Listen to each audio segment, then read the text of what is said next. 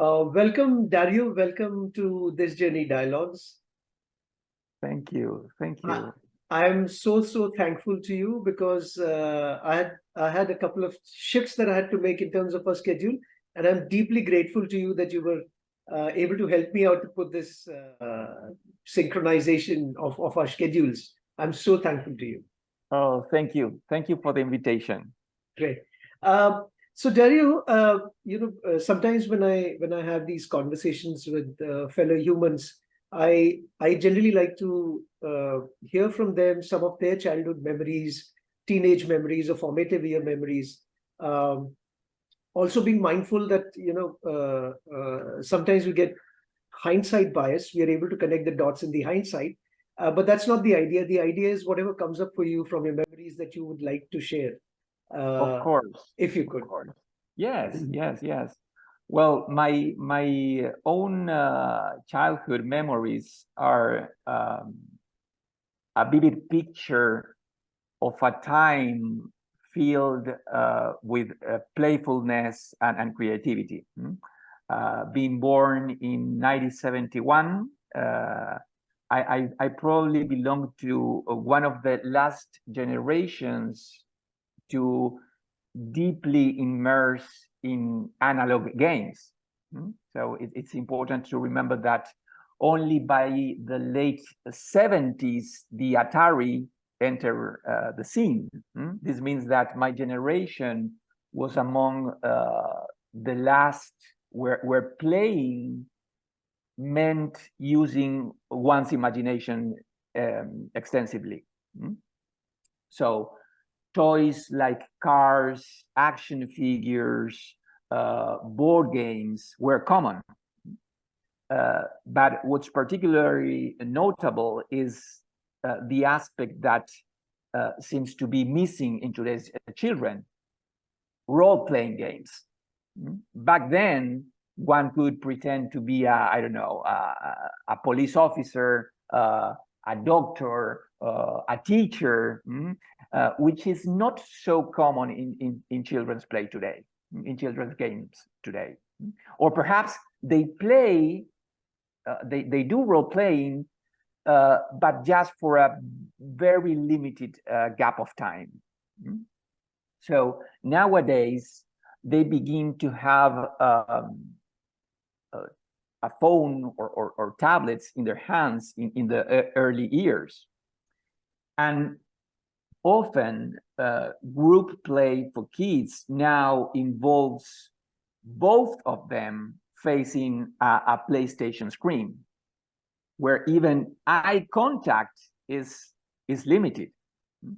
So undoubtedly, this marks a significant shift in generations. So drawing on paper was another prevalent activity in my childhood, as common as playing. And people often ask me where I learned to draw. And my response is, I didn't really learn to draw. Drawing is a superpower where we are all born with, but it tends to be canceled by formal education and an adult approach. So the logical rules implemented in school repress our instinct to create and to draw imaginative stories. So when a teacher tells you, no, the elephant can't be violet, the elephant must be gray, it destroys the potential for storytelling. So it takes away the desire to draw.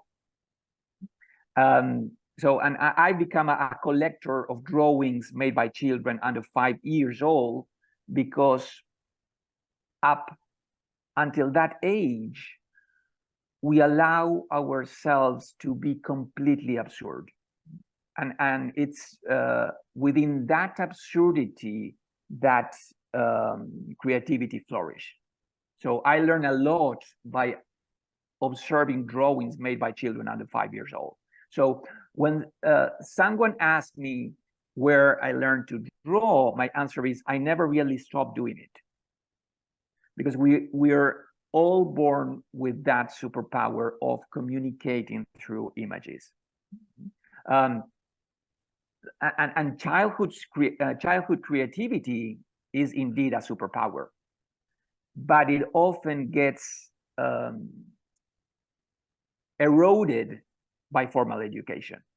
So if you look at the great creative ideas around us, they don't appear from rational or logical thinking. They come from a disruptive connection. So the most impactful ideas in whatever field, in business, in products,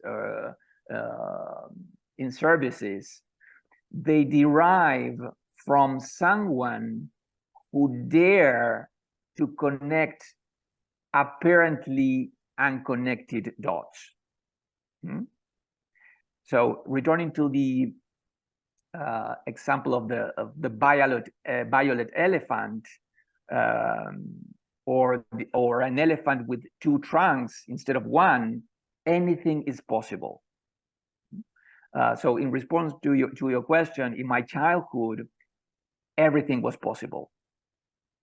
However, having also attended school, I many times struggle to return to that state of a playful mind, almost on a daily basis. So, for example, I publish twice a week on LinkedIn. I always change the type of content that I publish. But nowadays I'm playing with speech bubbles. So I try to transform speech bubbles into metaphors. And even if I consider myself very creative in the sense that I'm connected with my inner child, every time I produce something, I need to fight against my adult mind. So the other day, for example, I did something very provocative regarding religion, regarding church, and it was, that's too much. Perhaps I can offend someone. No, perhaps. So that's an inner fight. I always win, but anyway, I have to. It's a challenge. And the only way to win is, okay, who cares? Let's do this. Let's provoke. Let's start conversations.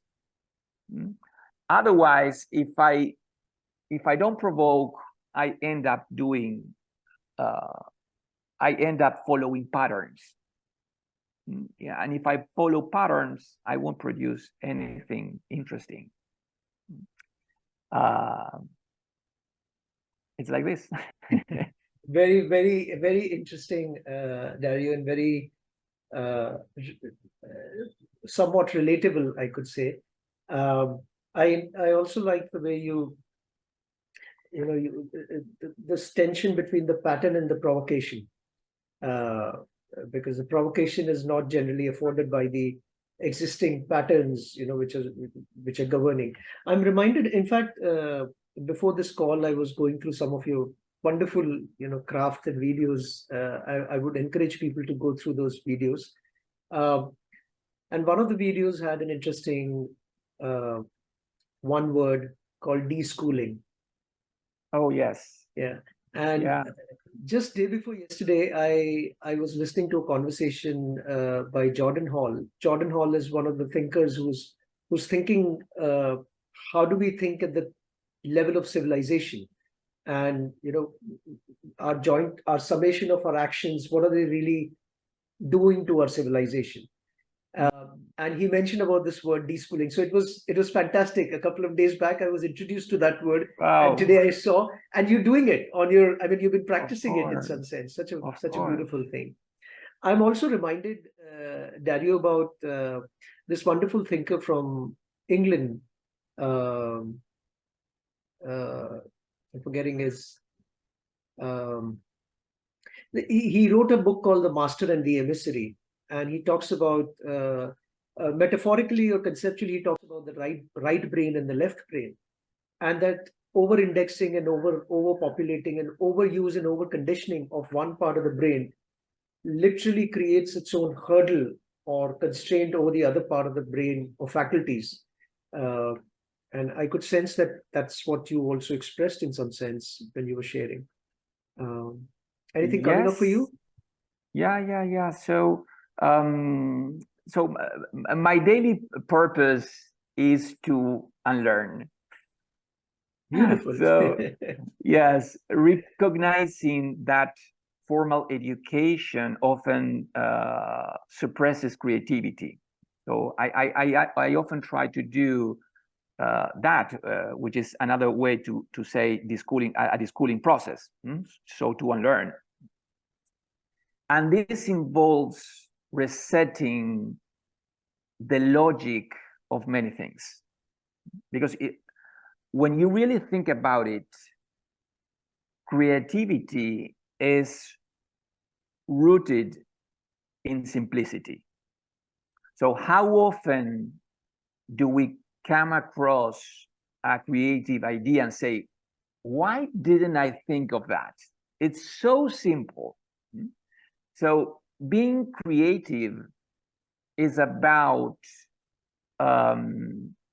connecting dots. So to connect dots, you need at least 2 dots. But here's the catch. In school, they teach us to connect dots that are related or dots that follow a certain logic. However, creativity involves connecting dots that logic says shouldn't be connected. So, and this simple, apparently simple task becomes challenging because we are ruled by fear. The fear of being absurd or foolish. But here's the paradox. Creative ideas derive from the absurd. So to progress in our creativity, we must unevolve or devolve. I don't know if I'm inventing an English word. Perhaps the right word is to digress. So regress in our logical thinking. So if the which was the name of these 2 brothers? Yes, the Wright brothers. So if the Wright brothers had followed strictly the logic of their time, they would never have conceived the concept of aviation. So essentially turning the disruptive idea that a massive piece of metal flying through the sky could be possible. So my personal mission aligns with the work I do with my visual thinking students. Embrace absurdity every day, every single day, to be more creative and come up with more creativity in our lives. Beautiful, beautiful, Dario. I remember the name I was wanting to mention about that book that I mentioned, Master and Emissary, and the thinker from England is Ian McGilchrist. When you mention about this, Dario, across the world, there are a few statements few words that are catching the vocabulary of almost everyone now, or at least the leaders. And the vocabulary is around complexity, around the VUCA world, which is volatility, uncertainty, complexity, ambiguity. Or there are other such words that have come to describe the nature of world right now, which is uncertain, which is having unpredictability. The curiosity that I had, Dario, was there was a time till some time back when I feel people had the option of whether to or not to go towards uncertainty. But I think we have crash landed into an era where it's no longer a choice, it's compulsion because of multiple reasons. Uh, do you think do you think that this framing is resonating with you? Uncertainty, you mean? Yeah, complexity, the rise of complexity, the rise of uncertainty, the rise of unpredictability. It's already there in the world. So people do not have a choice. They have to do it. In the sense, they don't have a choice now. You feel so? Yes. Well, yes. I think that the only certain thing is that we are going to die. That's the only thing for sure, right? All the other things are totally random. We don't know what will happen. The only thing is that I think that since the pandemic, we are aware of that. Okay, so the pandemic was okay. No, you can't control nothing, absolutely nothing. But it was always like that. The only thing that changed is the awareness. Is the awareness. Right. So this is again an interesting crossroad in the conversation, Dario. Um, if uncertainty is a given, if complexity is a given, uh, the question is, what's the answer to this? And then some people say that you need to be more prepared, and as you said, you need to embrace uncertainty. And I feel visual is a great medium or a great simulation before you start doing anything tangible uh, in some sense. I'm not saying that visual doesn't have an impact, and you can be experimental and you can do all kinds of obscene stuff also in terms of creativity. Uh, uh, I don't know if there is a question lurking there, but what I meant was, uh, if people have to be prepared for complexity and uncertainty, uh, I feel that a coach like you, a facilitator like you, a thinker like you, a craftsman like you, could be a great aid and support to people uh, to develop skills towards being prepared to manage uncertainty and unpredictability and complexity. How do you respond to something like this? It's all about to deal with fear. You know, the only way is to deal with that. So I once with fear and creativity, I would say. So I once came across something very truly interesting about creativity, and I totally agree with this perspective. It says that creativity is not a talent; it's the ability to play and experiment without fear. So when you have the capacity to involve yourself in this process, everything becomes possible because nothing is wrong. So consider how profound this concept is. It means a paradigm shift that opens up endless possibilities because everything is reachable. Of course, we may discard certain ideas, but we start from a sense of limitlessness. So I'm unrestricted by self-imposed limitations, and this signifies the notion of an infinite mind. It grants you an incredible power. Okay. when you're dealing with fear, you just freeze. You can't move on.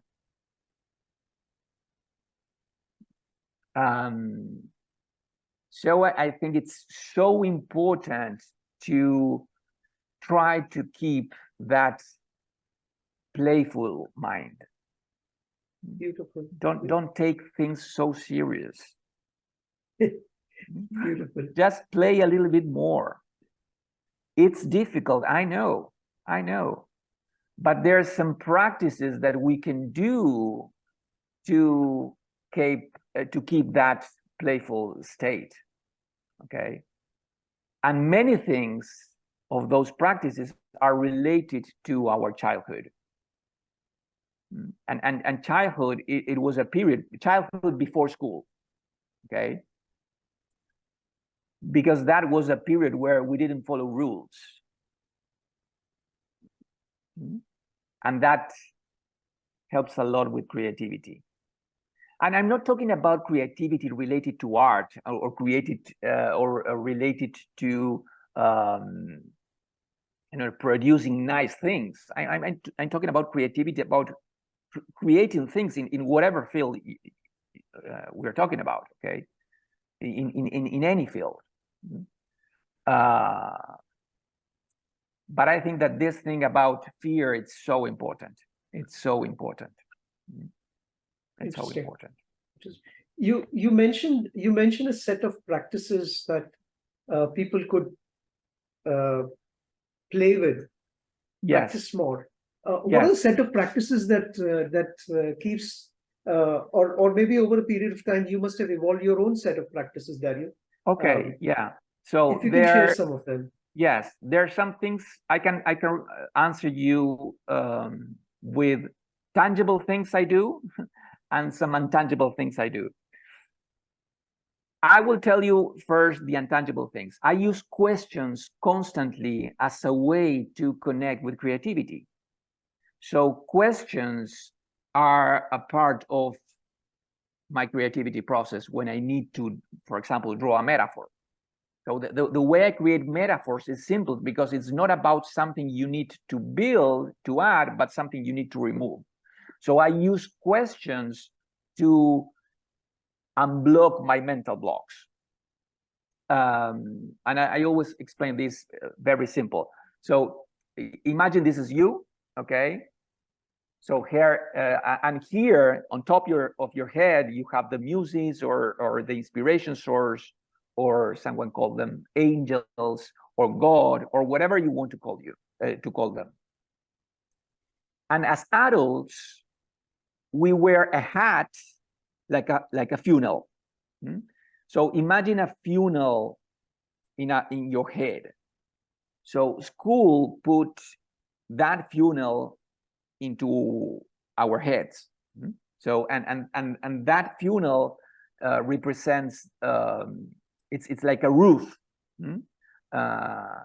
and it's saying, okay, you can't do that, it's impossible, and it won't be understood. And it's about removing that funnel to connect yourself with those muses or with creativity. So it's about removing that funnel and embracing the absurdity. And to do that, what I usually do as a general practice is I start to make questions. So let's say let's put this with examples. So let's say I need to draw something. Okay, I need to create a metaphor. And let's say that I need to draw a metaphor about ideas, and my lazy brain will say, okay, draw a light bulb. But that's a cliche. So if I draw a cliche, the problems with cliche is that many times they convey the opposite meaning. Because if I use a light bulb to talk about ideas, what I'm conveying is lack of ideas, because I'm using an overused symbol.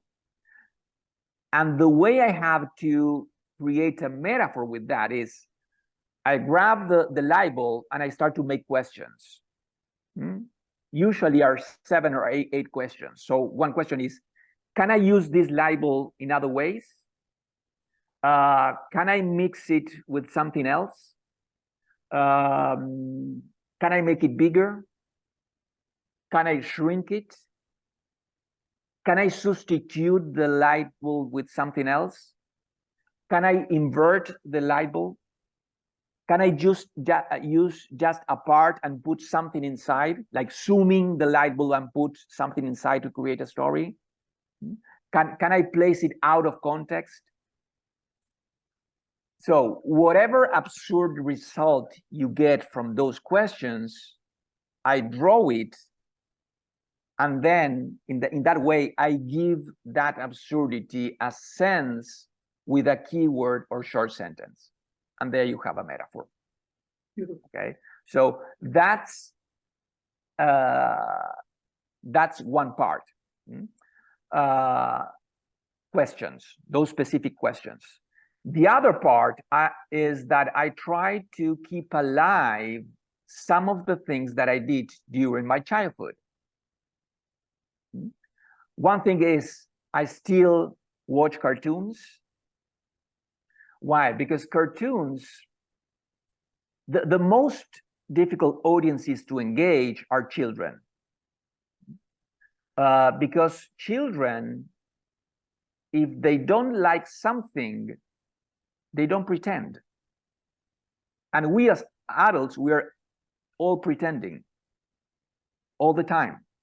Okay, so and when you talk to a child and you don't look, you're not interesting, they just close.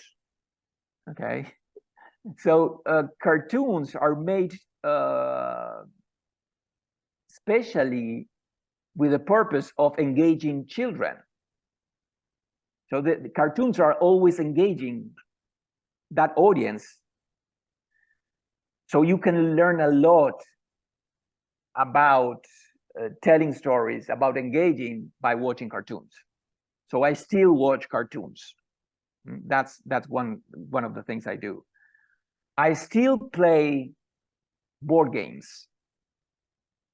I still have a box of Legos. I still read comics. I still watch and observe the sky and see figures on the clouds. Of course, I don't do this every day, but once a month, I take my time to do that. Some people meditate. I also meditate, but apart from doing that, those doing these simple things connect me with childhood, with my childhood. So those are my procedures to deal with that. But I think questions are key. I constantly have questions that many times I don't have the answers, and I'm perfectly fine with that, because that's what drives curiosity. You know, how many adults do you know with that look? I mean, those looks with dropping eyelids like this. Okay, many times. So surely many times it's due to specific situations. It's life's disappointments, lack of work, and external situations. But there's also a large number of people who at some point stop asking questions. And when you ask yourself questions, you're still alive. When, on the other hand, you don't ask questions, it's probably because you're not interested or because you think you know everything. But that puts you in a very limited universe. Questions are doors to other questions. So if I tell you to picture a question, in your mind, you will probably picture a question mark. But I usually picture a door. So I connect questions to doors. And this idea of doors can go on forever. So making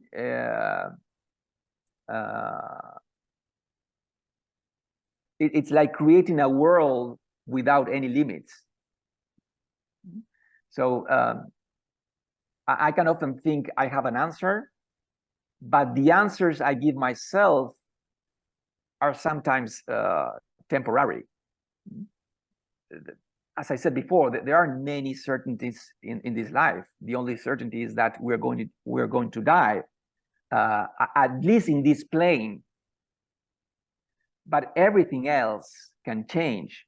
So I can give myself a creative answer to a problem I face, and the next day I can change that answer I gave myself, and everything is fine, because everything is constantly changing. Interesting, Dario. Wonderful set of practices you've shared, and I think they're all inspiring, and I can relate to some of them,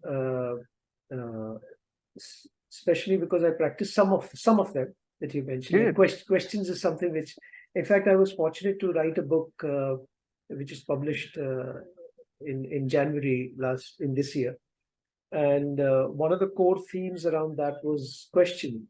And there's a particular 4-line sentence that I use, which goes like: questions are embedded in question, answers are embedded in answer, questions are embedded in answer, and answers are embedded in question. Beautiful, beautiful. And that's a guiding light for me whenever I get stuck. So I can totally relate to what you're saying in that sense. Nice. Sorry, which will be the title of your book? The title of the book is Meditations of a 21st Century Hunter-Gatherer. It's basically putting together the journey of the last 11 years that I've been on a self-discovery. So that's that. As you were sharing, Dario, what was coming up for me was the following. I'll try and use a metaphor, which is I'll try and use a metaphor or an example from the Indian culture, and then you can give me a similar metaphor or in your culture. So India is big in a sports called cricket. I don't know whether you're aware of. Okay. Yes, I know that. Yeah. And one of the guy who stands taller than anybody else as a player is a batsman named SachinTendulkar. Now the thing that I keep pondering over is is Sachin one of the greatest players India's had? And the answer is yes, pretty much. Most people would agree to that. But can a great player make a great coach? Well, that's a question mark. So the curiosity that I have, Dario, is a lot of times I've come across a lot of people who are very good at what they do, but their ability to explicate what they do to the other, to explain to the other, or coach the other, or mentor the other, has some challenges. In your journey, you are a fantastic craftsman yourself, and now you're a coach as well. How do you see these two journeys evolve over a period? Are there some things that are interesting that others could learn from? Yes, of course, and I can really understand what you said. I remember that, for example, Maradona, who was probably one of the best in soccer history. I'm from Argentina, but he was really bad at coaching. And there's some videos there where you can see some players saying the problem with Maradona as a coach was that when he tried to explain things, he explained things from his perspective on based on how he understood the game in his head, but that was totally impossible for the normal players. Okay, so there was a gap there. So what I do, so now most of my time is teaching and coaching other people who want to do this as a job. Okay, so to really work as visual practitioners, as graphic recorders, as graphic facilitators. So it's not that I do many graphic recordings in events nowadays, but I oblige myself once or two times a year to accept jobs to do a graphic recording, because that is my way to check if what I'm teaching is right. So I can't stop doing my job and say, oh no, now I just teach. No. I need to, because that's comfort zone. That's comfort zone.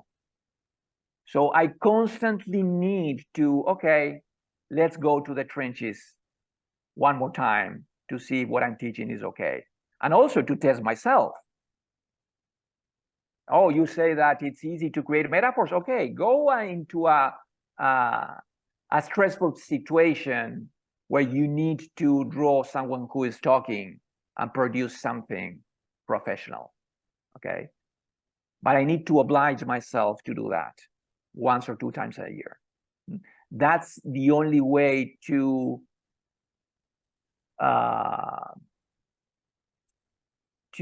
not to lose common sense.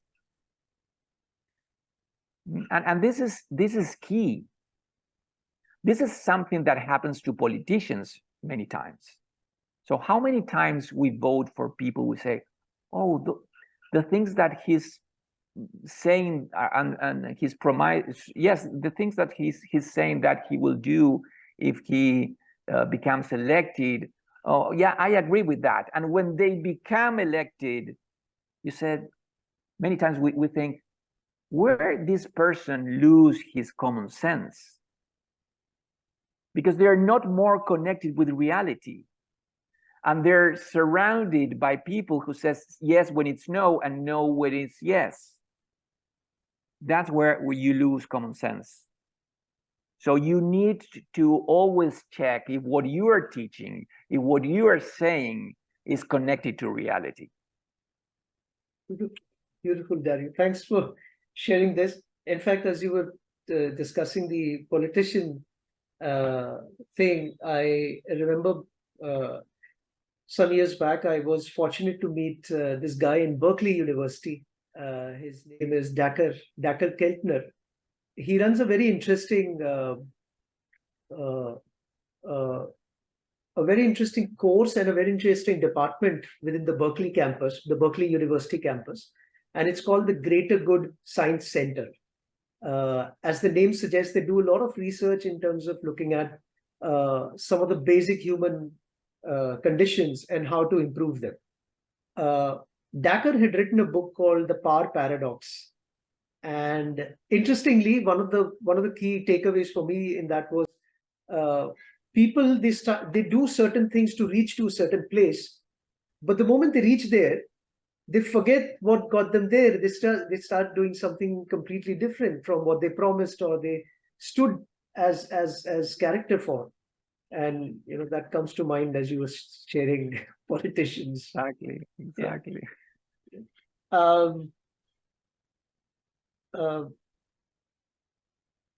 How do you Dario, how do you if we look at the human access to the world, my access to the world through my senses have visual, sound, smell, taste, touch, and let's say the meta sense of mind in some sense.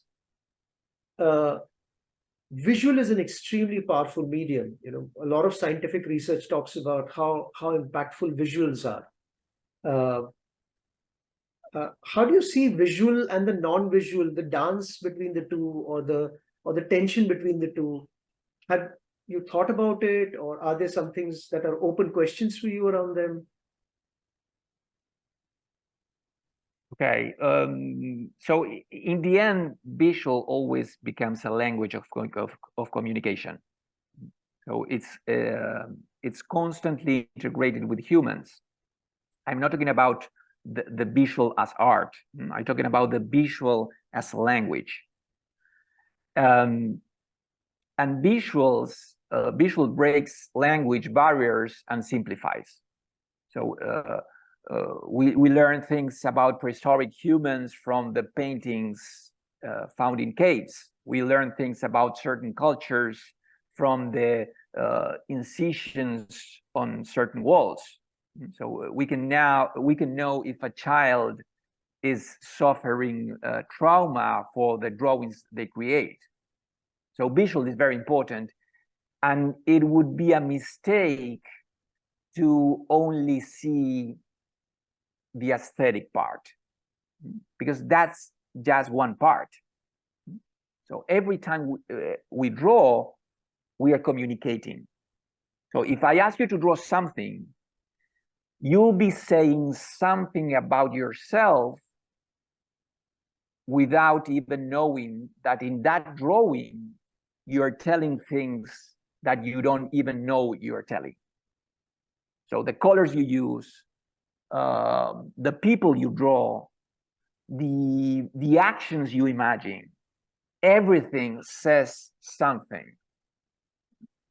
There are many areas that use drawing to understand things. They say, Einstein said, if I can draw it, I can understand it. I don't know if he said that or not, because you know nowadays with internet, it's sometimes it's very difficult to to check the sources, right? But even if it was said by a total stranger, it's a statement I completely agree with. So if I can't draw it, I can't understand it. And recently, I read a report of on how the Mayo Clinic in the United States, which is a major clinic there, for example, they conducted an experiment where doctors asked their patients to draw the pain they felt.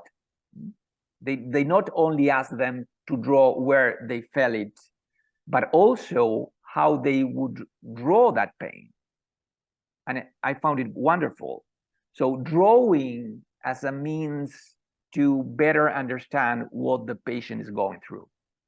So we can use visual thinking to simplify things, to simplify communication, to simplify process, to project, to talk, to imagine, and to dream without boundaries. And sometimes to heal. Exactly. Absolutely. I agree with that. Yeah. Yeah. I'm mindful of your time, Dario, and I would love to have a second round of conversation with you. But I would love to have your initial intuitions or reflections around an interesting burning question in the world right now. And that could be the closing question for this conversation. This whole idea of generative AI and its ability to create and recreate and meta create what humans are creating, whether it's visual or sound or text. I don't know, there are different schools that are looking at this from a different lens. How are you reading? What are your initial intuitions around these phenomena, the generative AI and the creativity space? Okay. So AI is transforming the rules of the game in all areas. And it's not going to change them in the short or long term. It's changing them now. And of course, we're not going to discuss all the transformations now because we will need a whole other podcast for doing that. But the most important thing is to understand that, at least in my field, which is visual thinking, if we focus on the visual part of visual thinking, that is the aesthetic part, it's very hard to compete against AI. I can't compete with it. It beats me in aesthetics and in time, because AI can produce very beautiful things in a very short time. But the added value in the coming years, at least in design sector, in design areas, in visual communication, etc., will be the human factor, the person behind any visual, the person who can tell us how they came to create a work. Because by telling, they will be engaging. And it's better to see life through a story than through an explanation or an automated explanation, because stories are richer. So the real added value will be the human factor. Beautiful, beautiful. On that optimistic note for humanity and civilization, and the promise that we could do this again and have a slightly different kind of conversation, I would thank whenever you. Whenever you want. I'm deeply thankful to you for your insights, warmth, and beautiful sharings, Dario. Okay, thank you for your time. Thank you for your questions. Thank you for the interest. And I want to read your book.